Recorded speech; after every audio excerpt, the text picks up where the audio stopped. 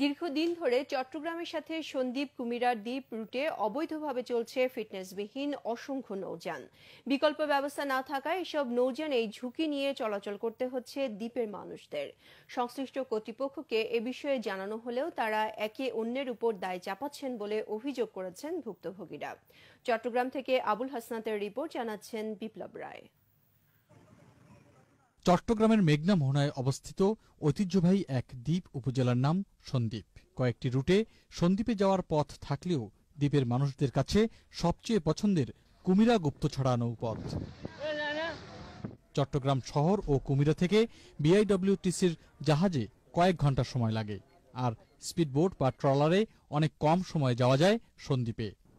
কিন্তু প্রশাসনের নজরদারি না থাকায় 17 কিলোমিটার দীর্ঘ এই রুটে অবাধে চলাচল করছে ফিটনেসবিহীন অসংখ্য নৌযান। আর স্টিমারটা এই ঘাটতে ছাড়ে আছে ঠিক নাই, ওই ঘাটতে ছাড়া ঠিক নাই। এখন কি করার, স্টিমার স্পিডবোটে আমাদের যাতায়াত করতে আছে। আরে ওই আর বেঙ্গল আছে তো, ও অসুস্থ, ওর সিটিং মেডিকেল হয়ে যেতে হবে। কেতলা চলে যেতে হয়েছে। এখন কি করবো, বিপজ্জন মেডিকেল তো নিতে হবে, যাইতে হতে হবে। কিন্তু নৌযান মালিক ও ঘাট ইজারাদারদের বক্তব্য ঠিক উল্টো। আমার বুটটা মানে নিরাপদ, এটা তো বিমানের মতন পানির থেকে আলোক থাকে, আর এটার রাত জায়গায় গুরু বাচ্চারও আছে, প্রত্যেকের আছে। আগের মানে ইজারাদার যিনি ছিল উনিও ছাড়তো, আমরাও ছাড়তেছি, এই আর কি। সবগুলো অনুমোদন আছে। কোথা থেকে অনুমোদন? এগুলো তো আমাদের কোম্পানি নিয়ে আসে। তবে এসব নৌযানের অনুমোদন না থাকার কথা স্বীকার করেছেন চট্টগ্রাম নৌ বাণিজ্য অধিদপ্তর কর্তৃপক্ষ। কিন্তু দোষীদের বিরুদ্ধে কেন ব্যবস্থা নেওয়া হচ্ছে না, এমন প্রশ্নের সদুত্তর দিতে পারেননি তারা। আর জেলা পরিষদ থেকে বলা হয়, তারা ঘাট ইজারা দিয়েছেন, ফিটনেসবিহীন নৌযান দেখার দায়িত্ব তাদের নয়।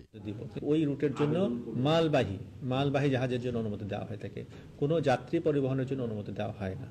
যদি ফিটনেসবিহীন চালায়, আমরা মৌখিকভাবে হয়তো সতর্ক করতে পারি, কিন্তু কাগজপত্র দেখে তাদের বিরুদ্ধে আইনি ব্যবস্থা নেওয়ার যে ব্যবস্থাটা, সেটা নৌ বাণিজ্য অধিদপ্তর নিতে পারে। এদিকে ঝোড়ো মৌসুমে চলাচলকারী ফিটনেসবিহীন নৌযান দুর্ঘটনার আশঙ্কা করছে সমুদ্র পরিবহন অধিদপ্তর। সম্প্রতি সংস্থাটি এর বিরুদ্ধে পদক্ষেপ নিতে কোস্টগার্ড ও নৌপুলিশ সহ সংশ্লিষ্ট কয়েকটি দপ্তরের চিঠি দিলেও তা কার্যকর হচ্ছে না বলে অভিযোগ উঠেছে। Bureau report, ATN Bangla.